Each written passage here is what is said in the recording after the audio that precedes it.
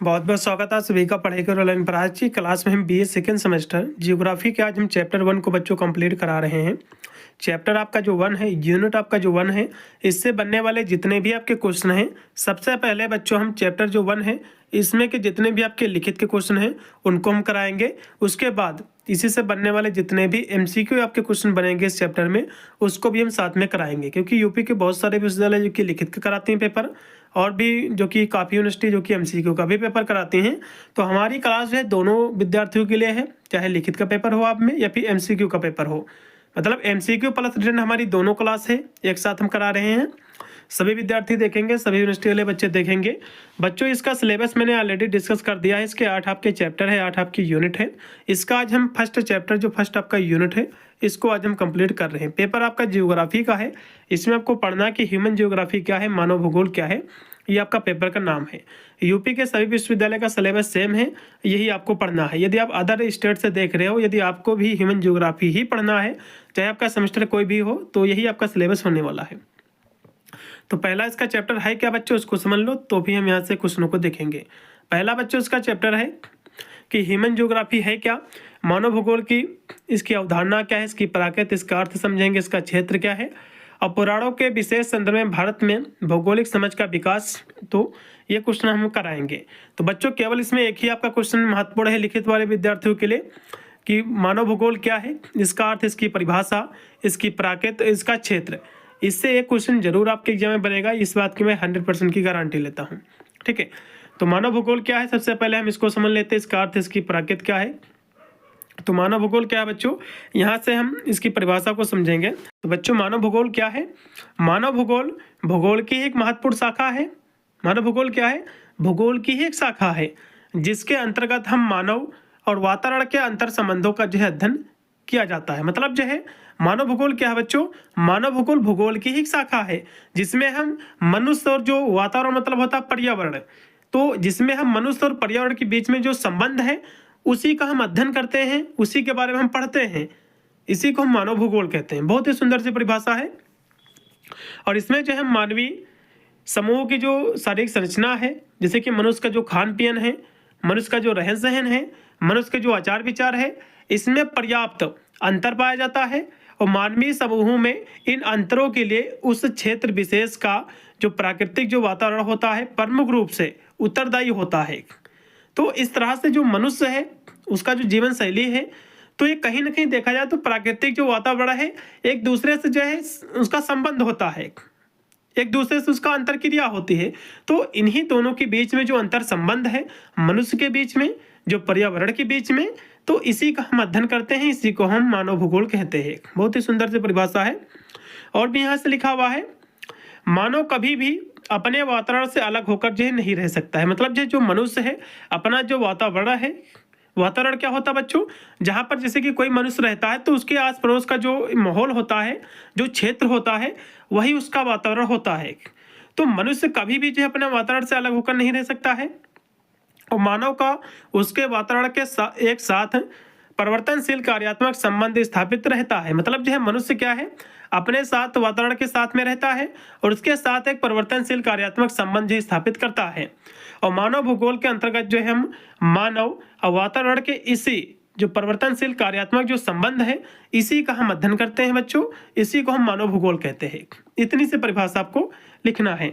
बहुत सारे हमारे विद्वान हैं जो कि इसकी परिभाषा को अपने अपने शब्दों में बताने का प्रयास किया है, तो हम यहाँ से विभिन्न विद्वानों के माध्यम से इसकी परिभाषाओं को हम यहाँ से समझेंगे। जैसे कि अब एग्जाम में क्वेश्चन बन सकता है कि मानव भूगोल के जन्मदाता कौन है बच्चों, इसके जनक कौन है। तो फ्रेडरिक आपका जो रटजेल है बच्चों, इनको जो है मानव भूगोल के जो है जनक के रूप में जाना जाता है। ठीक है, ये जर्मन आपके भूगोल वेत्ता है फ्रेडरिक रटजेल, जो कि सन 1882 में इनकी एक पुस्तक थी, प्रकाशित हुई थी, एंथ्रोपो जियोग्राफी। इसमें जो है सर्वप्रथम इन्होंने मानव तथा जो है वातावरण के संबंधों के अध्ययन का जो है महत्व दिया था। ठीक है, और रटजेल के अनुसार, रटजेल ने इसकी परिभाषा को भी स्पष्ट किया है। ये कहते हैं कि मानव भूगोल के सादृश्य सर्वत्र वातावरण से संबंध है। मतलब जो है मानव भूगोल में, मानव भूगोल के जो दृश्य हैं ये सर्वत्र वातावरण से ही संबंधित हैं और जो भौतिक दशाओं का योग होते हैं, इसी को हम मानव भूगोल कहते हैं। अगली परिभाषा यहाँ से जो कि विद्वान हमारे बलास महोदय लिखते हैं, इनकी परिभाषा भी अच्छी है। ये कहते हैं कि मानव भूगोल पृथ्वी और मानव के मध्य के अंतर संबंधों के विषय में नई संकल्पना प्रस्तुत करता है। मतलब जो है मानव भूगोल, ये जो बलास महोदय है, ये मानव भूगोल पृथ्वी और मनुष्य के बीच में या फिर मानव के मध्य जो अंतर संबंध है, इसके विषय में एक जो है इन्होंने एक संकल्पना प्रस्तुत की है। और इस संकल्पना से हमारी जो है पृथ्वी का नियंत्रण करने वाले भौतिक नियमों के विषय में और उस पर निवास करने वाले जो जीवधारी है, इसके संबंधों के बारे में अधिक विश्लेषणात्मक जो है ज्ञान प्राप्त होता है। मतलब जो है सभी का बच्चों कहने मतलब वही है कि हमारा जो वातावरण है और पृथ्वी पर रहने वाले जो जीव जंतु हैं, जो मनुष्य है, तो इनका जो अंतर संबंध होता है, ठीक है, वातावरण के साथ में, ये वातावरण में कैसे जो है पलते हैं, रहते हैं, रहन सहन इनका है, तो कहीं ना कहीं देखा जाए तो मनुष्य और इसका जो प्राकृतिक वातावरण है उसके साथ कहीं ना कहीं देखा जाए तो घनिष्ठ एक संबंध होता है। तो इन्हीं दोनों के बीच में जो अंतर संबंध है, इसी का हम अध्ययन करते हैं, इसी को हम मानव भूगोल कहते हैं। ठीक है, इतना आपको बच्चों लिखना है। अब यहाँ से इसके हम क्षेत्र की बात करें, हम ज़्यादा इसमें बच्चों परिभाषाएं नहीं लेके आए हुए हैं, लेकिन जो भी परिभाषा इसमें हम रखे हुए हैं बहुत ही सटीक है, बहुत ही स्पष्ट आपकी परिभाषाएं हैं। तो इतनी आपको परिभाषा जो कि लिखना है। कुछ यहाँ से हम और तो बच्चों से यहाँ से हम कुछ परिभाषाएं और भी बहुत ही सरल सी परिभाषा लेके आए हुए हैं मानव भूगोल की, तो इसको भी यहाँ से थोड़ा सा समझ लीजिए। तो मानव भूगोल का अर्थ, इसकी परिभाषा को यहाँ से हम बहुत ही कम शब्दों में समझेंगे कि मानव भूगोल क्या है। मानव भूगोल का बच्चों अर्थ है कि पृथ्वी के विभिन्न क्षेत्रों में जो मानव जो वर्ग है, जहाँ मनुष्य निवास करता है और उसका जो वातावरण है, वहाँ का जो पर्यावरण है, उसके बीच में जो कार्यात्मक संबंध है, इसी का वैज्ञानिक अध्ययन है, इसी को हम मानव भूगोल कहते हैं। मतलब जो है मानव भूगोल में हम जो मानव जो वर्ग है, जो मनुष्य है और वातावरण के बीच में उसका जो संबंध है, उसी का हम वैज्ञानिक अध्ययन करते हैं, इसी को बच्चों हम मानव भूगोल कहते हैं। अगली परिभाषा यहाँ से जो कि सैंपल महोदय जी लिखते हैं, एलन सैंपल, ये कहते हैं कि मानव भूगोल अस्थिर पृथ्वी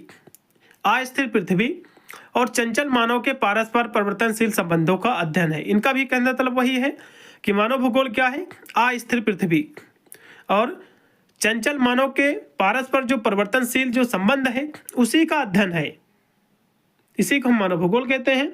अगली परिभाषा जो कि रटजन महोदय लिखते हैं कि मानव भूगोल मानव समाजों और पृथ्वी की सतह के बीच संबंधों का संश्लेषित अध्ययन है। मतलब जो है मानव भूगोल क्या है, मानव जो समाज है और पृथ्वी की सतह के बीच जो संबंध है, मतलब जो है वातावरण, इसके बीच में जो संबंध है, उसी को हम मानव भूगोल कहते हैं। यदि हम बहुत ही सरल शब्दों में बच्चों हम कहें तो मानव भूगोल क्या है, मानव भूगोल वह विज्ञान है या फिर एक विज्ञान की एक शाखा है जो लोगों, स्थानों और उसके भौतिक वातावरण के बीच जो अंतर संबंध है, उसी का अध्ययन जो है इसमें किया जाता है, इसी को हम मानव भूगोल कहते हैं। तो इतनी सी बच्चों आपको परिभाषा जरूर आपको याद कर लेना, इसमें से जो परिभाषा मैंने आपको कराई है। अब यहाँ से इससे इसका क्षेत्र क्या है, इस पर भी हम चर्चा कर ले रहे हैं। चलेगा, तो यहाँ से इसका बच्चों जो कि मानव भूगोल की विषय वस्तु क्या है, इसका क्षेत्र क्या है, एग्जाम में क्वेश्चन बन सकता है। तो पृथ्वी पर पाए जाने वाले समस्त जो प्राणी हैं, उसमें मानव सबसे अधिक जो विकसित और क्रियाशील जो प्राणी, मतलब जो पृथ्वी पर समस्त जो प्राणी हैं, उन सभी प्राणियों में केवल मनुष्य ही सबसे ज़्यादा विकसित और क्रियाशील प्राणी है। किंतु मानव के क्रियाकलापों को भौगोलिक शक्तियाँ जो है कहीं ना कहीं देखा जाए तो उसको प्रभावित करती हैं। ठीक है, उसको भौगोलिक जो शक्तियाँ हैं उसको इफेक्ट करती है और अपने लाभ व कल्याण के लिए जो मानव है प्राकृतिक वातावरण में जो परिवर्तन करके सांस्कृतिक वातावरण का निर्माण करता है। और इस तरह जो है मानव की स्थिति केंद्रीय होती है और जिसके लिए एक और प्राकृतिक वातावरण होता है, जबकि दूसरी ओर क्या होता है, सांस्कृतिक जो है वातावरण होता है। तो यहाँ से बच्चों हम मानव भूगोल के कार्य और इसके मुख्य रूप के हम बात करें तो इसको 3 पहलुओं में बांटा गया है। पहला है प्राकृतिक वातावरण के तत्व, दूसरा है सांस्कृतिक वातावरण के तत्व, तीसरा है वातावरण समायोजन का अध्ययन। तो इन सभी को हम बिंदुओं के माध्यम से समझेंगे बच्चों। अब के एग्जाम में जब बनेगा क्वेश्चन कि इसका विषय क्षेत्र लिखिए, तो यही आपको लिखना है। ये जो मैंने आपको बताया विषय क्षेत्र, इतना आपको लिखना है। ठीक है, विषय वस्तु है इसकी। अब यहाँ से इसका जो क्षेत्र है बच्चों, एक एक बिंदु के माध्यम से समझेंगे, जैसे कि प्राकृतिक जो है वातावरण के तत्व। तो चेतन तत्वों में प्राकृतिक वातावरण की जैविक दशाएं आती है और जिसमें जो है उपरोक्त तत्वों के अध्ययन के बिना मानव क्रियाकलापों को समझा नहीं जा सकता है। मतलब कि हम ऐसे कह सकते हैं कि मनुष्य का जो रहन सहन है, जब मनुष्य रहता है पृथ्वी पर, तो बिना जो है वातावरण के मनुष्य की कल्पना नहीं की जा सकती है।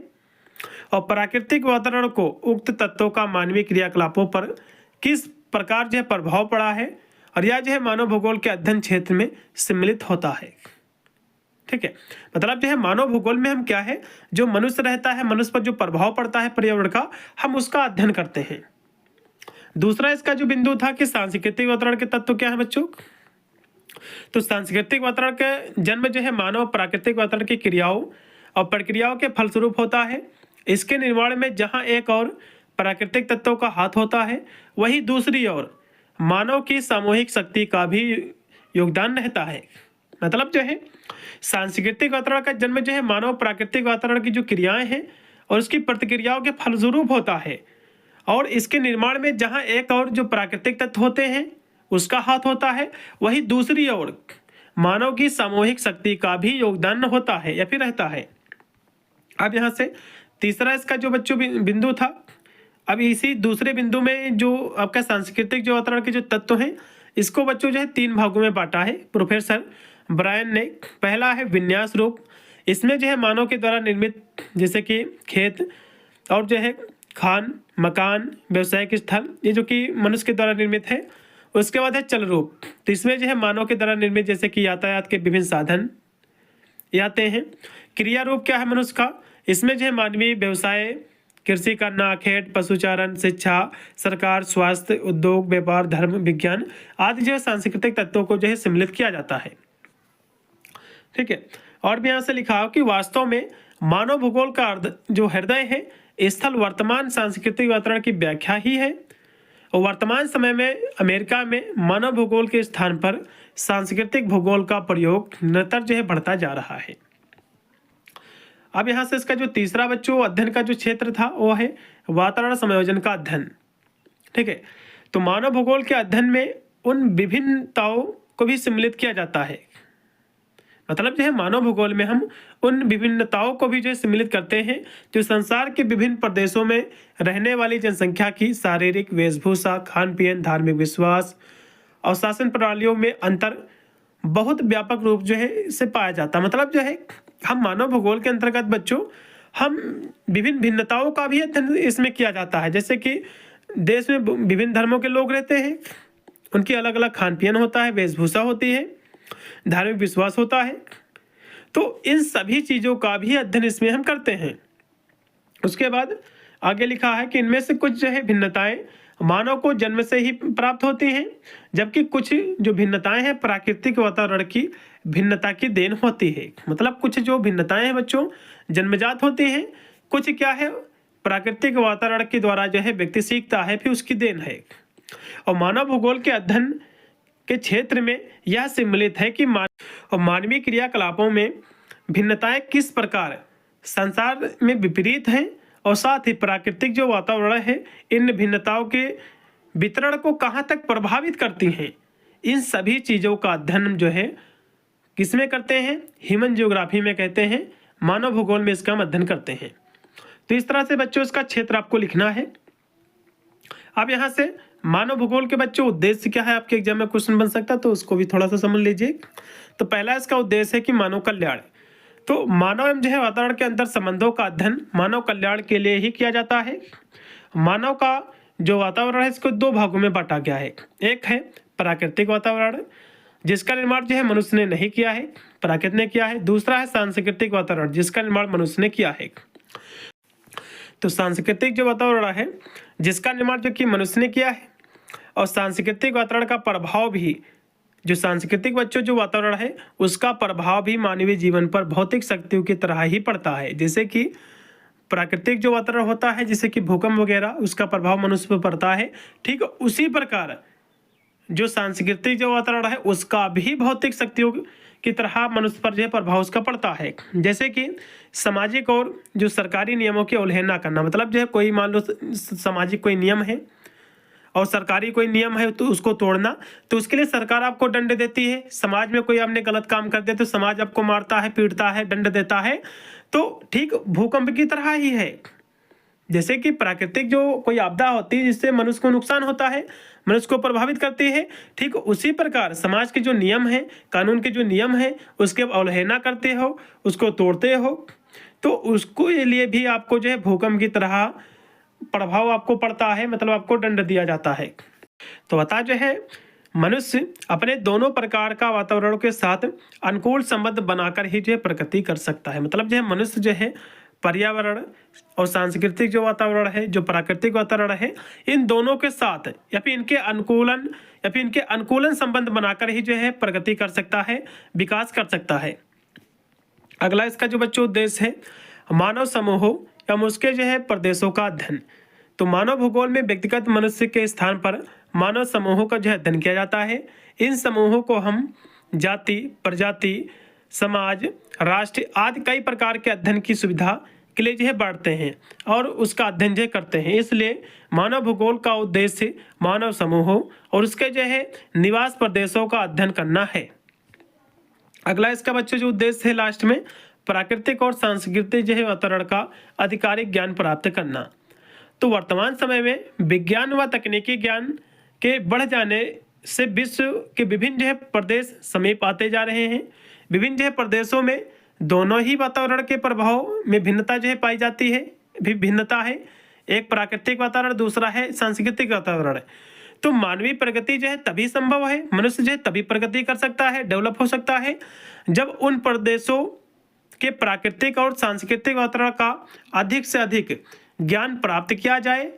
मतलब जो है मनुष्य ज्ञान को प्राप्त करे, प्राकृतिक वातावरण का भी और सांस्कृतिक वातावरण का, दोनों का, और दोनों ही या फिर साथ, ऐसे कह सकते हो कि साथ ही दोनों प्रकार के वातावरणों और मानवीय क्रियाकलापों के मध्य समन्वय स्थापित किया जाए। तभी जो है मनुष्य जो है विकास कर सकता है, प्रगति कर सकता है। मतलब जो है जो प्राकृतिक जो वातावरण है, जो सांस्कृतिक वातावरण है, तो मनुष्य इन दोनों का ज्ञान प्राप्त करे तभी मनुष्य क्या है प्रगति कर सकता है, उन्नति कर सकता है। तो ये थे बच्चों आपके लिखित के क्वेश्चन जो कि मैंने आपको कराए हैं। अब इसी चैप्टर से आपके बनने वाले जितने भी आपके एमसीक्यू आपके क्वेश्चन हैं उनको भी बच्चों हम करा रहे हैं। इसमें 100 आपके प्लस आपके एमसीक्यू आपके क्वेश्चन हैं, इनको भी हम साथ में करा रहे हैं। चलेगा, यहाँ से बच्चों जितने भी आपके इसमें के एमसीक्यू आपके क्वेश्चन हैं उनको भी यहाँ से हम करा दे रहे हैं, क्योंकि बहुत सारे विश्वविद्यालय आपका एमसीक्यू का पेपर आपके कराती हैं, जैसे कि कानपुर विश्वविद्यालय, BU झांसी, MGPRU बरेली विश्वविद्यालय, MGKVP। तो सभी क्या है एमसीक्यू का पेपर आपका फॉलो करते हैं पैटर्न। तो वे सभी विद्यार्थी देख लें। इसमें जितने भी समस्त आपके क्वेश्चन हैं 100 प्लस आपके इसमें आपके एमसीक्यू आपके क्वेश्चन हैं, तो सभी क्वेश्चनों को यहाँ से हम कराए दे रहे हैं। इसका पहला क्वेश्चन बच्चों देखिएगा कि मानव भूगोल का जनक किसे कहा जाता है बच्चों। तो फ्रेडरिक जो है रटजल जी को कहा जाता है। ये क्वेश्चन मैंने अभी आपको बताया भी था। तो मानव भूगोल के जनक कौन है बच्चों? फ्रेडरिक रटजल जी हैं। इसमें का दूसरा ऑप्शन। फिर आपका 2 नंबर क्वेश्चन है कि राज्य का जीवीय विकास सिद्धांत किसके द्वारा प्रतिपादित किया गया था। ठीक है, तो किसके द्वारा दिया गया था? तो ये भी जो फ्रेडरिक रटजल के द्वारा ही दिया गया था। इसमें का चौथा है। फिर है कि किसने कहा था कि मानव प्रजाति नस्ल को प्रकट करती है न कि सभ्यता को। तो किसके द्वारा कहा गया है बच्चों? तो ये कहा गया है ग्रिफिन टेलर के द्वारा। इसमें का पहला। अगला क्वेश्चन भी आपका है 4 नंबर की, किस भूगोलवेत्ता ने अफ्रीका को मानव उद्गम का केंद्र माना है। तो किस भूगोलवेत्ता ने माना है? तो ये जो है जो कि डार्टवेथ लिके दोनों ने माना है, दोनों भूगोलवेत्ताओं ने माना है। इसमें का सी लगा दो। फिर आपका 5 नंबर आपका क्वेश्चन है कि सर्वप्रथम सीधा खड़ा होने वाला आदिम मानव कौन था, आपको बताना है। तो सीधा खड़ा होने वाला जो मानव था बच्चों, वो था ऑस्ट्रेलोपिथेकस था। इसमें का दूसरा ऑप्शन पूर्ति आपका राइट होगा। 5 नंबर क्वेश्चन का भी है। फिर आपका 6 नंबर क्वेश्चन है कि निम्नलिखित में से किसे जो है बुद्धिमान मानव की संज्ञा जो है दी जाती है। तो बुद्धिमान मानव की जो संज्ञा है होमो सेपियंस को दी जाती है बच्चों। इसमें का तीसरा। अगला क्वेश्चन भी आपका है 7 नंबर है कि बुद्धिमान मानव का निकटतम पूर्व किसे जो है माना जाता है। तो किसे माना जाता है? पूर्वज जिसको आप कह सकते हो। तो ये माना जाता है क्रो मैग्नान को। इसमें का सी है। फिर आपका है जो कि 8 नंबर क्वेश्चन है कि निम्नलिखित में से कौन मानव का पहला पूर्वज था जिसने हथियारों का जो निर्माण किया था। तो कौन पूर्वज था बच्चों, तो होमो हेबिलस था। इसमें का सी है। फिर है कि निम्नलिखित में से किस मानव द्वारा सर्वप्रथम अग्नि का उपयोग किया गया था। तो किसके द्वारा हुआ था बच्चों, तो कहोगे जो कि जावा कपी मानव के द्वारा। इसमें का बी है। फिर आपका 10 नंबर क्वेश्चन है कि निम्नलिखित में से कौन जो है नरभक्षी मानव था, आपको बताना है। तो नरभक्षी जो मानव था बच्चों वो था पेकिंग मानव था। इसमें का सी। 10 नंबर क्वेश्चन का सी है। फिर आपका 11 नंबर आपका क्वेश्चन है कि निम्नलिखित में से जो है किसे सामाजिक जीवन धर्म तथा संस्कृति की स्थापना का श्रेय जो है दिया जाता है। तो किसको दिया जाता है बच्चों, तो ये जो है नियंडरथल मानव को दिया जाता है। इसमें का लगाइएगा तीसरा। फिर आपका 12 नंबर आपका क्वेश्चन है कि निम्नलिखित में से कौन सी प्रजाति कुछ समय बाद ही विलुप्त हो गई थी। तो कौन सी प्रजाति हो गई थी विलुप्त, तो कौन थी, तो हेडलबर्ग मानव प्रजाति थी। इसमें का डी ऑप्शन पूर्णतः राइट होगा। इसमें का डी ऑप्शन राइट है 12 का। फिर आपका 13 नंबर आपका क्वेश्चन है कि निम्नलिखित में से कौन मानव वंशानुक्रम का सबसे पहला जो है पूर्वज था। तो कौन पूर्वज था बच्चों, तो ड्रोयो पिथेकस था। इसमें का दूसरा। फिर है 14 नंबर क्वेश्चन है कि निम्नलिखित में से प्रागैतिहासिक मानव की प्रमुख जातियां हैं। तो कौन कौन सी जातियां हैं बच्चों, तो सभी जातियां हैं, जैसे कि जापा कापी मानव, होमो हेबिलस, पेकिंग मानव, ये सभी क्या है बच्चों, ये सभी क्या है प्रागैतिहासिक मानव की प्रमुख प्रजातियां हैं। इसमें का डी होगा। फिर आपका 15 नंबर आपका क्वेश्चन है कि निम्नलिखित में से किस पर्वत श्रेणी में सर्वप्रथम टामा पिथेकस का जीवाश्म मिला था। तो शिवालिक पर्वत में मिला था बच्चों। इसमें का सी है। फिर है जो कि दिया हुआ है कि ऑस्ट्रेलोपिथेकस का सर्वाधिक जो जीवाश्म प्राप्त हुआ था बच्चों, कहाँ पर हुआ था, कहाँ से हुआ था, तो अफ्रीका में। इसमें का डी है। फिर है कि निम्नलिखित में से कौन जो है वर्तमान होमोसेपियंस का अंतिम सीधा पूर्वज तथा आधुनिक मानव की एक प्रजाति माना जाता है। तो कौन माना जाता है, तो क्रो जो है मैग्नान माना जाता है। इसमें का बी। फिर आपका 18 नंबर आपका क्वेश्चन है कि निम्नलिखित में से जो है किसे क्रो मैग्नान का प्रतिनिधित्व जो है माना जाता है। तो किसको माना जाता है बच्चों, तो ये जो माना जाता है होमोसेपियंस को। इसमें का पहला है। फिर आपका 19 नंबर क्वेश्चन है, ये आपकी पुस्तक बच्चों दी हुई है कि द ओरिजिन ऑफ स्पीसीज। ये जो पुस्तक बच्चों किसके द्वारा लिखी गई है, ये क्वेश्चन आपके हर साल एग्जाम में बनता है। ये बच्चों डार्विन के द्वारा लिखी गई है। इसमें का बी। अगला क्वेश्चन भी आपका है 20 नंबर, देखिएगा दिया हुआ है कि निम्नलिखित में से जो है ये किसका कथन है कि मानव भूगोल के दृश्य सर्वत्र पर्यावरण से संबंधित होते हैं जो भौतिक दशाओं का जो है योग होता है। यह बच्चों परिभाषा फ्रेडरिक रटजल के द्वारा दी गई है बच्चों। अभी मैंने आपको इसकी परिभाषा कराई थी। इसमें का पहला। फिर आपका 21 नंबर क्वेश्चन देखिएगा कि ये कथन किसका है कि मानव भूगोल को मनुष्य तथा उसके कार्यों के अध्ययन के रूप में जो है देखा जाता है। तो ये स्टेटमेंट बच्चों किसका है, तो ये बच्चों जो है डेकस जो कि पीटर्स दोनों का स्टेटमेंट है, दोनों भूगोलवेत्ताओं का। इसमें का सी है। फिर आपका 22 नंबर क्वेश्चन है कि निम्नलिखित में से किस जो है भूगोलवेत्ता ने प्राकृतिक पर्यावरण के साथ मनुष्य के समायोजन को ही महत्वपूर्ण माना है। तो किसने माना है बच्चों इसको, तो दोनों ने इनको माना है, हाइट और जो है रेनर दोनों ने। इसमें का सी। फिर 23 नंबर क्वेश्चन है कि किस भूगोलवेत्ता ने सर्वप्रथम मानवीय पक्ष को भौतिक पक्ष से पृथक करने का प्रयास किया है। तो किसने किया है बच्चों ये प्रयास, तो फ्रेडरिक रटजल जी ने किया है। इसमें का पहला है। फिर 24 नंबर आपका क्वेश्चन है कि निम्नलिखित में से यह कथन किसका है कि मानव भूगोल समस्त तथ्यों का समूह है और जिसमें जो है मानवीय क्रिया कार्य करती है। ये स्टेटमेंट किसके द्वारा बच्चों दिया गया है, आपको बताना है। यह जो है जीन ब्रूस के द्वारा दिया गया है। इसमें का बी है 24 का। फिर आपका 25 नंबर क्वेश्चन है कि एल्सवर्थ हैटिंगटन के अनुसार मानव भूगोल को कितनी श्रेणियां इसकी हैं बच्चों, आपको बताना है इनके अनुसार। तो मानव भूगोल की इनके अनुसार बच्चों 3 श्रेणियां हैं जो मैंने आपको कराई थी अभी, ठीक है। फिर देखिएगा हैटिंगटन के अनुसार मानव भूगोल की 3 प्रधान श्रेणियां कौन कौन सी बच्चों हैं, तो भौतिक दशाएं, जीवन के प्रकार, मानवीय जो है क्रियाएं, प्रतिक्रियाएं सभी बच्चों। इसमें का डी, तीनों जो है प्रधान श्रेणियां हैं। तो 26 नंबर क्वेश्चन का बच्चों राइट विकल्प लगाइएगा डी ऑप्शन। फिर 27 नंबर आपका क्वेश्चन है कि हंटिंगटन के अनुसार मनुष्य की भौतिक जो आवश्यकताएं हैं वो क्या है? तो रोटी कपड़ा मकान है बच्चों, मतलब भोजन वस्त्र और आवास है, इसमें का डी। 27 का बच्चों डी होगा। 28 नंबर देखिएगा कि निम्नलिखित में से किस जो है भूगोलवेत्ता ने मानव भूगोल के तत्वों को 3 प्रमुख वर्गों में जो है विभाजित किया है? तो किसने इसको जो है विभाजित किया है आपको बताना है। तो फ्रेंच ट्रिवार्ड दोनों ने किया है इसको बच्चों, इसमें का सी लगा दीजिए। फिर आपका 29 नंबर क्वेश्चन कि अमेरिकी भूगोलवेत्ता फ्रेंच तथा जो है ट्रिवार्थी के अनुसार जो है मानव भूगोल के प्रमुख तत्व हैं? तो प्राकृतिक तत्व, जनसंख्या, सांस्कृतिक तत्व, ये सभी हैं, इसमें का डी है। फिर आपका 23 नंबर क्वेश्चन है कि निम्नलिखित में से कौन प्रमुख सांस्कृतिक तत्व है बच्चों? तो अधिवास, कृषि, विनिर्माण उद्योग, ये सभी हैं, इसमें का डी। 30 नंबर क्वेश्चन का भी जो राइट आपका विकल्प रहेगा बच्चों, इसमें का डी है। फिर आपका 31 नंबर आपका क्वेश्चन है कि निम्नलिखित में से कौन मनुष्य की उच्चतम जो आवश्यकताएं हैं? तो स्वास्थ्य, मनोरंजन, शिक्षा व विज्ञान, ये सभी हैं, इसमें का डी है। फिर 32 नंबर क्वेश्चन है कि निम्नलिखित में से कौन मानव भूगोल के स्थान पर सामाजिक भूगोल के प्रयोग को सर्वाधिक जो है सार्थक मानते हैं? तो कौन भूगोलवेत्ता मानते हैं इसको आपको बताना है। तो ये जो है पीटर राल्ड महोदय मानते हैं, इसमें का बी। 32 का बच्चों बी है। 33 नंबर को देखिएगा, मानव भूगोल की किस शाखा में पर्यावरण के संबंध में मनुष्य का सामाजिक अध्ययन किया जाता है? आपको बताना है। तो बच्चों सामाजिक भूगोल में हम करते हैं, इसमें का पहला लगा दो।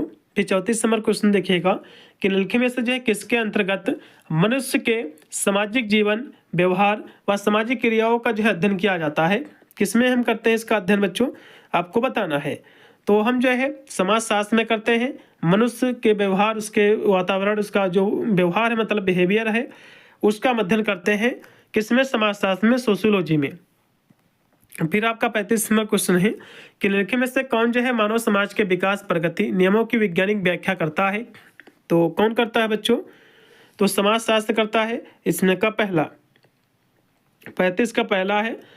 फिर 36 नंबर आपका क्वेश्चन है कि निम्नलिखित में से कौन जो है मनुष्य की प्राथमिक आवश्यकताएं हैं? तो ये सभी हैं, भोजन, वस्त्र, आश्रम, आश्रय मतलब जो है स्थान रहने का। फिर है कि भूगोल को आर्थिक पक्षों का अध्ययन किसके अंतर्गत जो है किया जाता है? आपको बताना, मतलब भूगोल के जो आर्थिक पक्ष हैं उसका हम स्टडी, उसका अध्ययन हम किस के अंतर्गत जो है करते हैं? आपको बताना है। उसका अध्ययन बच्चों जो हम करते हैं आर्थिक भूगोल के अंतर्गत। आर्थिक पक्षों की बात करेगा तो आर्थिक भूगोल आ जाएगा। फिर है कि निम्नलिखित में से जो है किसे आर्थिक भूगोल के तहत जो है शामिल किया जाता है? आपको बताना है। तो आर्थिक भूगोल के अंतर्गत हम मृदा, जल, जैव तत्व, खनिज ऊर्जा सभी करते हैं, इसमें का बच्चों राइट आपका डी होगा। 38 का डी है। फिर आपका बच्चों जो 39 नंबर आपका क्वेश्चन दिया हुआ है, इसको देखिएगा किसके अंतर्गत जो है मानव सभ्यता के इतिहास का अध्ययन, मतलब जो है मानव सभ्यता के इतिहास का अध्ययन भौगोलिक परिचय में किया जाता है। जहां से इतिहास की बात आएगा तो हम इतिहास भूगोल में इसका अध्ययन करेंगे। सिंपल सा क्वेश्चन था। फिर देखिएगा 40 नंबर क्वेश्चन है कि निम्नलिखित में से किसका अध्ययन जो है मानव भूगोल में किया जाता है? तो मानव भूगोल में हम जनसंख्या का भी अध्ययन करते हैं, कृषि का भी, खनन का भी, इस सभी इसमें का डी। 40 का डी। 41 देखिएगा कि निम्नलिखित में से जो किसके अंतर्गत राजनीतिक रूप से संगठित क्षेत्रों का अध्ययन बच्चों किया जाता है? आपको बताना है। बच्चों यहाँ से कह रहा है कि किसके अंतर्गत राजनीतिक रूप से संगठित जो क्षेत्र हैं उसका अध्ययन किया जाता है? आपको बताना है। तो कहोगे राजनीति भूगोल में हम करते हैं। सिंपल सा क्वेश्चन। अगला देखिएगा बच्चों कि मानव भूगोल के तत्वों का अध्ययन कितने उपागम में किया जाता है? आपको बताना है।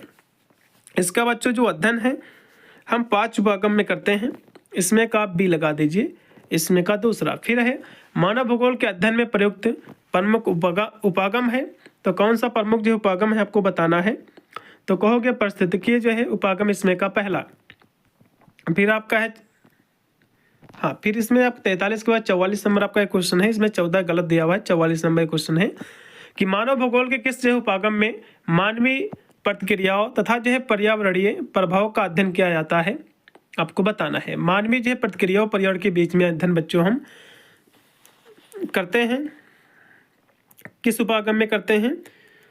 तो कहोगे पारिस्थितिकीय जो उपागम में, इसमें का दूसरा, इसमें कब राइट होगा। फिर है मानव भूगोल में किस उपागम में पर्यावरणीय समायोजन की जो व्याख्या की जाती है? आपको बताना है। तो किस में किया जाता है बच्चों? तो पारिस्थितिकी उपागम में ही किया जाता है, इसमें का पहला है। फिर ये स्टेटमेंट आपका दिया कि किसका है, कि भूगोल जो है मानव पारिस्थितिकी का विज्ञान है, ये किसके द्वारा बच्चों कहा गया है? तो ये जो कहा गया है बैरोज के द्वारा, इसमें का सी, 46 का सी है। फिर देखिएगा 47 नंबर क्वेश्चन है कि मानव पर्यावरण संबंध के आधार पर नियतवाद का विकास कब हुआ है? तो ये जो है इसका विकास कब हुआ, 47 की बात करें तो 18वीं सदी 19वीं सदी दोनों में, इसमें का लगा दो सी। फिर है कि निम्नलिखित में से जो है कौन नियतवादी के जो है प्रमुख समर्थक थे, आपको बताना है। तो जर्मन जो भूगोलवेत्ता थे ये लोग थे। फिर है कि नियतवाद का विकास कब हुआ था? नियतवाद का बच्चों विकास कब हुआ था? तो कहोगे 20वीं सदी में, इसमें का पहला है। नव नियतवाद का प्रवर्तक किसे माना जाता है? तो कहोगे ग्रिफिन टेलर को, इसमें का बी है। फिर है मानव भूगोल के किस उपागम में सांस्कृतिक तत्वों के क्षेत्रीय विवरण की जो है व्याख्या की जाती है? ठीक है, सांस्कृतिक तत्वों की 51 की हम बात करें बच्चों तो स्थानीय जीव उपागम में हम करते हैं। अगला देखिएगा कि मानव भूगोल के स्थानिक उपागम में किस सांस्कृतिक तत्वों का विश्लेषण जो है किया जाता है, आपको बताना है। तो कहोगे इसमें जनसंख्या गिरह है, मतलब घर, ग्राम, नगर, ये सभी का, इसमें का टी। फिर आपका है 53 नंबर क्वेश्चन है कि निम्नलिखित में से जो है भूगोल को भू विस्तारीय विज्ञान बताया है, किसने इसको ये कहा है? तो हेटनर ने कहा है, इसमें का बी। फिर आपका 54 नंबर क्वेश्चन की ये कथन किसका है कि भूगोल जो है भूतल पर प्रादेशिक भिन्नताओं का विज्ञान है। तो ये किसके द्वारा बच्चों कहा गया है? 54 की बात करें, ये जो है हेटनर के द्वारा कहा गया है, इसमें का डी है। फिर है कि ये कथन किसका है कि भूतल के अपरिवर्तनशील स्वरूप का अध्ययन ही भूगोल का प्रमुख विषय है, यह किसके द्वारा कहा गया है? तो ये परिभाषा रिचर्ड हार्ट सोर्ने के द्वारा इसमें का लगाइएगा बी। फिर है कि निम्नलिखित में से कथन किसका है कि भूगोल स्थानों का विज्ञान है तथा स्थानों में भिन्नता जो है पाई जाती है। तो ये किसके द्वारा बच्चों कहा गया है? तो बिडाई डी बलास के द्वारा, इसमें का पहला है। फिर 57 नंबर क्वेश्चन देखिएगा कि निम्नलिखित में से कौन जो है क्षेत्रीय उपागम से प्रसिद्ध जो है महत्वपूर्ण भौगोलिक पक्ष है? ठीक है, तो वैसे तो बच्चों ये सभी इसके जो क्या है महत्वपूर्ण पक्ष ही हैं। तो इस 57 का जो राइट होगा आपका डी। फिर 58 नंबर क्वेश्चन देखिएगा कि निम्नलिखित में से जो किसने मनोवैज्ञानिक क्षेत्र की व्याख्या की है? तो लेविन ने की है, इसमें का लगा दो पहला। भूगोल के व्यवहारिक उपागम का प्रयोग कब किया गया था, कब हुआ था? तो कहोगे 1963 में, इसमें का डी है। फिर भूगोल के व्यवहारिक उपागम का प्रयोग किसके द्वारा किया गया था, आपको बताना है। तो इसका बच्चों जो प्रयोग किया गया था, ठीक है, वो किया गया था विलियम किर्क के द्वारा, इसमें का सी। 60 नंबर क्वेश्चंस का जो राइट आपका विकल्प होगा हो जाएगा आपका सी है। फिर 61 नंबर आपका क्वेश्चन है कि निम्नलिखित में से किसने जो है मानव को चैतन्य, तार्किक, सउद्देश्य माना किंतु उसकी आर्थिक मानव से तुलना नहीं की है? तो किसने ऐसा जो है माना है, आपको बताना है। तो विलियम जो है किर्क ने, इसमें का पहला है। मानव भूगोल के कल्याणपरक उपागम का आरंभ कब हुआ था? ठीक है, तो इसका जो आरंभ हुआ था बच्चों 1970 के जो है दशक में, इसमें का बी। फिर आपका 63 नंबर क्वेश्चन है कि निम्नलिखित में से कौन सा उपागम सर्वजन हिताय तथा जो है सर्वजन सुखाय की विचारधारा पर आधारित है? तो कौन सी विचारधारा है बच्चों? तो कहोगे कल्याणपरक जो उपागम है ये, इसमें का सी है। फिर है कि निम्नलिखित में से किसके द्वारा कल्याणकारी उपागम की व्याख्या की गई है? तो किसके द्वारा बच्चों की गई है? तो कहोगे स्मिथ के द्वारा, इसमें का पहला। 64 का पहला। फिर 65 देखिएगा, कल्याणकारी उपागम का मूल केंद्र क्या है बच्चों, आपको बताना है। तो इसका जो मूल जो बच्चों आपका केंद्र हो जाएगा, ठीक है, 65 की हम बात करें 65 नंबर क्वेश्चन की, तो आपका डी है, इसमें का सभी हैं। अगला देखिएगा कि कल्याणकारी उपागम का आधार स्तंभ क्या है? तो ये सभी हैं, इसमें के आय, संपत्ति, सामाजिक व्यवस्था, सहकारिता, फिर आपका कल्याणकारी उपागम किस व्यवस्था पर आधारित है बच्चों, आपको बताना है। तो ये व्यवस्था जो है समाजवादी व्यवस्था पर है। इसमें का पहला फिर आपका 68 नंबर आपका क्वेश्चन है कि कल्याणकारी उपागम विरोधी है। तो बच्चों जो है किसका विरोधी है आपको बताना। तो ये बच्चों सामाजिक जो असमानता है इसका भी ये विरोध करता है, और प्रादेशिक जो असमानता है इसका भी विरोध करता है, जो असंतुलन है इसका भी विरोध करता है। ठीक है, इसमें का डी लगा दो। फिर देखिएगा बच्चों 69 नंबर क्वेश्चन है कि मानव भूगोल के पारिस्थितिकीय उपागम का संशोधित नया रूप क्या है, आपको बताना है। ठीक है, तो इसका जो संशोधित जो नया जो बच्चों रूप है आपका क्या है, तो कहोगे पारिस्थितिकीय जो है उपागम है, इसमें का डी। 69 नंबर क्वेश्चन का जो राइट आपका होगा डी ऑप्शन। फिर आपका 70 नंबर आपका क्वेश्चन है कि निम्नलिखित में से किसने जो है तंत्र विश्लेषण को सामान्य तंत्र जो है सिद्धांत माना है। तो किसने इसको ऐसा माना है, तो कहोगे डॉक्टर हर्वे ने माना है, इसमें का बी है। फिर आपका 71 नंबर क्वेश्चन है कि उन जो है समस्त तत्वों की समष्टि जिसमें क्रिया प्रतिक्रिया संचित होती है तो ये क्या कहा जाता है, इसको आपको बताना है। इसको बच्चों हम तंत्र व्यवस्था कहते हैं, इसमें का पहला है। फिर 72 नंबर आपका क्वेश्चन है कि निम्नलिखित में से किस उपागम का आधार पार्थिक एकता का सिद्धांत है। तो किसका आधार है बच्चों, तो तंत्र उपागम का है, इसमें का पहला है।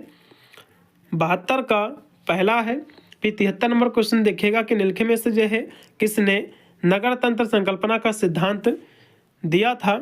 तो किसने इसका जो बच्चों सिद्धांत दिया है आपको बताना है। इसका सिद्धांत बच्चों जो दिया है वो बेरी ने दिया है, इसमें का सी। 73 नंबर क्वेश्चन का सी है। फिर 74 नंबर आपका क्वेश्चन कि किसके द्वारा तंत्र संकल्पना के आधार पर ही केंद्र स्थलों का विश्लेषण जो है किया गया था, आपको बताना है। तो ये जो है जो कि बोल्डेनबर्ग और बेरी दोनों के द्वारा, इसमें का आप सी लगाइएगा। फिर है कि मानव प्रजाति के वर्गीकरण का सर्वप्रथम प्रयास किसने किया था, आपको बताना है। तो कहोगे लिनियस ने किया था, इसमें का पहला है। फिर है कि प्रवास कटिबंध सिद्धांत किसके द्वारा दिया गया है, तो ये जो ग्रिफिन टेलर के द्वारा, इसमें का बी। 76 का बी है। 77 देखिएगा कि निम्नलिखित में से जो है किस मानव प्रजाति की त्वचा श्वेत रंग की होती है। तो किसकी श्वेत रंग की होती है त्वचा बच्चों, ठीक है, तो काके साइड की होती है, इसमें का बी है। फिर एक निम्नलिखित में से जो किस प्रागैतिहासिक मानव के द्वारा शवों को दफनाना प्रारंभ किया गया था, आपको बताना है। तेज है नियंडर स्थल मानव के द्वारा, इसमें का सी है। फिर है कि नासा सूचकांक तथा जो है सिरस्थ सूचकांक के मान के तहत मानव को कितने जो है वर्गों में विभाजित किया गया है, विभक्त किया गया है, तो 7 वर्गों में बच्चों बांटा गया है, इसमें का राइट होगा आपका सी। फिर आपका 80 नंबर क्वेश्चन देखिएगा बच्चों जो दिया हुआ है कि अपाचे कहाँ की विलुप्त जो है प्राय जनजाति है, आपको बताना है। तो ये जो जनजाति है बच्चों कहाँ की विलुप्त है आपको बताना है। 80 नंबर क्वेश्चन की हम बात करें तो जो है साइबेरिया की, इसमें का पहला लगा दो। फिर आपका है 81 नंबर। फिर आपका दिया हुआ 81 नंबर क्वेश्चन है कि मानव भूगोल का वास्तविक संस्थापक माना जाता है। देखो बच्चों मानव भूगोल का जो जनक है, इनके जनक बच्चों फ्रेडरिक जो है रटजल को माना जाता है, रटजल। लेकिन इनके यदि हम संस्थापक की बात करें, वास्तविक संस्थापक के, तो ब्लास जी को कहा जाता है। इसमें जो कि रटजल आपके दिए नहीं हुए हैं इसलिए इसमें ब्लास जी हो जाएंगे। अगला देखिएगा बच्चों 82 नंबर है कि भारतीय प्रजातियों के वर्गीकरण का सर्वप्रथम प्रयास किसके द्वारा किया गया, आपको बताना है। तो ये जो प्रयास बच्चों किया गया था जो कि हर्बर्ट रिस्ले के द्वारा, इसमें का राइट होगा आपका तीसरा ऑप्शन। 82 नंबर क्वेश्चन का सी है। 83 नंबर पे आपका क्वेश्चन कि अफ्रीकी महाद्वीप की कौन सी जनजातियां विलुप्त प्राय की श्रेणी में रखी गई हैं, आपको बताना था। तो ये जो है ये दोनों प्रजातियां हैं, हल्दा और जो कि कुंग, ये दोनों, इसमें का सी है। फिर आधुनिक जो है प्राइमेट्स एवं औरंग उटान में से मानव के सबसे निकट कौन है, आपको बताना है। 84 नंबर क्वेश्चन की यदि हम बात करें तो इसमें आपके हो जाएंगे साइनेन थ्रोपस हो जाएंगे, इसमें का बी। 84 का बी है। फिर 85 नंबर क्वेश्चन की विश्व की कौन सी मानव प्रजाति सबसे जो है शुद्ध मानी जाती है, आपको बताना है। तो सबसे शुद्ध जो प्रजाति मानी जाती है वो आपकी निग्रो मानी जाती है, इसमें का बी। 85 का बी। फिर 86 नंबर क्वेश्चन की किस प्रजाति की चमड़ी का रंग जो है पीला होता है? तो किसका होता है पीला बच्चों? तो ये आपका होता है मंगोलायड का होता है प्रजाति का, इसमें का बी। फिर 87 नंबर क्वेश्चन देखिएगा बच्चों कि निम्नलिखित में से जो है किसे मानव का प्राचीनतम पूर्वज जो है माना जाता है, सबसे पुराना जो है पूर्वज माना जाता है? तो किसको माना जाता है? ट्रायोपिथेकस को माना जाता है, इसमें का बी है। फिर 88 नंबर आपका क्वेश्चन है कि ओग्ने तथा सटेनली किस देश की विलुप्त प्राय प्रजाति है, जनजाति है, आपको बताना है। तो किस देश की है बच्चों? आपको बताना है। इसमें का बच्चों भारत की जनजाति है, इसमें का पहला है। अगला देखिएगा 89 नंबर है कि अफ्रीका के किस जो है क्षेत्र में विशुद्ध निग्रो प्रजाति जो है निवास करती है? तो कौन सी प्रजाति निवास करती है बच्चों? तो निजी तट पर। अगला देखिएगा नंबर भी आपका क्वेश्चन है कि अग्नि का प्रयोग करने वाला प्रागैतिहासिक मानव कौन सा था, आपको बताना है। तो ये आपका जो है जावा कपी मानव था, इसमें का पहला है।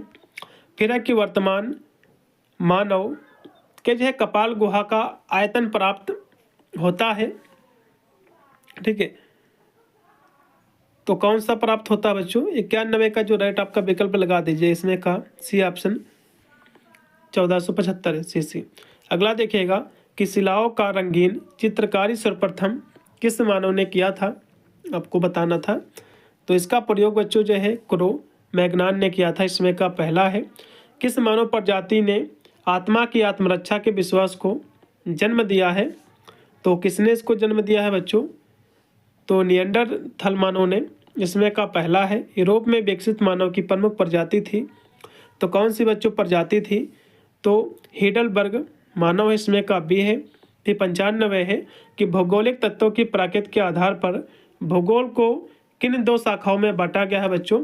तो भूगोल को भौतिक भूगोल, मानव भूगोल में, इसमें का ये दोनों में बांटा गया, इसमें का सी।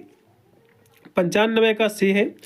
96 देखिएगा या किसने लिखा है कि भूगोल पृथ्वी के परिवर्तनशील सतह का सूक्ष्म अध्ययन प्रस्तुत करता है जो मनुष्य के लिए महत्वपूर्ण है? ये किसने बच्चों कहा है? ठीक है, तो हार्ट सोर्न ने कहा, इसमें का बी। 96 का बी ऑप्शन पूर्णतः राइट है। फिर 97 है कि निम्नलिखित में से जो है कथन किसका है कि मानव भूगोल का मनुष्य एवं उसके बारे मतलब उसके कार्यों के अध्ययन के रूप में जो है देखा जाता है? किसने बच्चों कहा है कि निम्नलिखित में से कथन किसका है कि मानव भूगोल को मनुष्य और उसके कार्यों के अध्ययन के रूप में देखा जाता है? ये स्टेटमेंट जो है किसका है बच्चों? तो कहोगे ये दोनों का स्टेटमेंट है, डेकेस और पीट्स का, इसमें का सी है।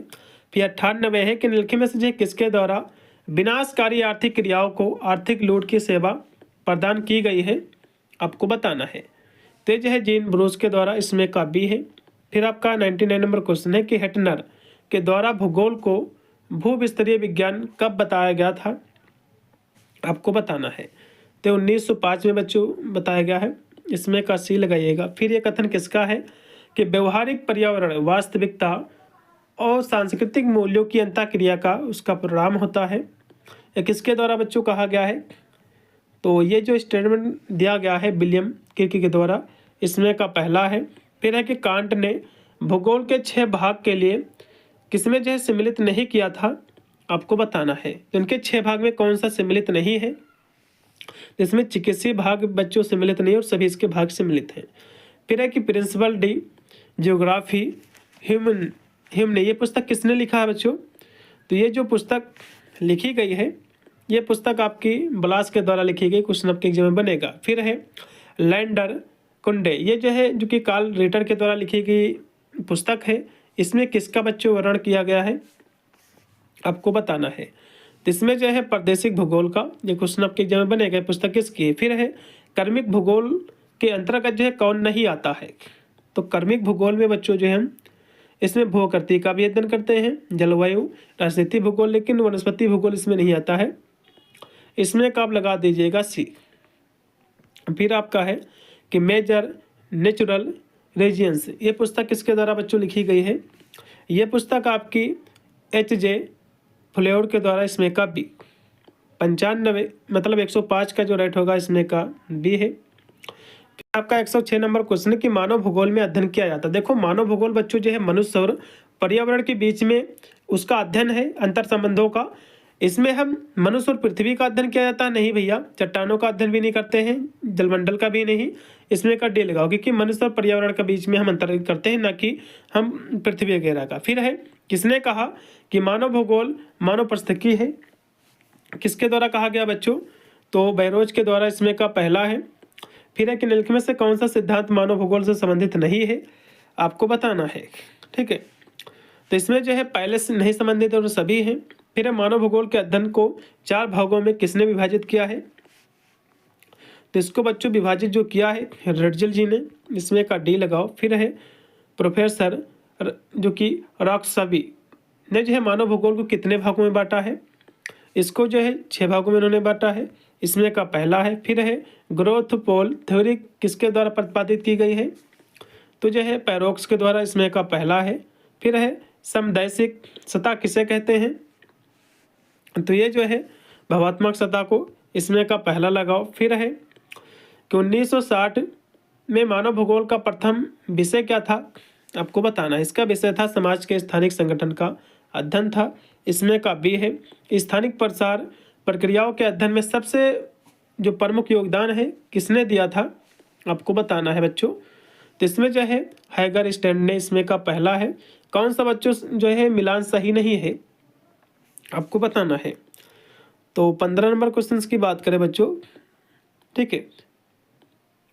तो इसमें दिया हुआ है कि डिफ्यूजन वर्क कलर, ये जो है गलत है और सभी इसमें जो है सही है, ठीक है। ये जो इसमें का डी लगाओ। फिर है कौन सा तर्क बच्चों सही है? आपको बताना है। 106 की हम 16 की बात करें क्वेश्चन की, तो इसमें दोनों बच्चों तर्क सही हैं, इसमें का सी लगा दो। फिर 17 नंबर क्वेश्चन आपका है कि निम्नलिखित में से कौन सा कथन सत्य नहीं है, मतलब गलत है, ठीक है। तो कौन सा इसमें का गलत है? वैसे तो ये दोनों सही हैं बच्चों, तो ये केवल लास्ट वाला गलत हो जाएगा। इनमें से दोनों गलत है तो ये ऑप्शन ही गलत हो जाएगा। 17 का डी लगा दो। फिर 18 है कि व्यवहारवाद है, तो व्यवहारवाद बच्चों स्थानिक अनुभव, कल्पना, मानसिक नक्शा, ये दोनों हैं, इसमें का सी ऑप्शन पूर्णतः करेक्ट होगा। फिर आपका है कि location analysis in human geography नामक जो पुस्तक है बच्चों किसके द्वारा लिखी गई है? ये क्वेश्चन आपके एग्जाम में बनेगा, तो हेगेट के द्वारा, इसमें का पहला।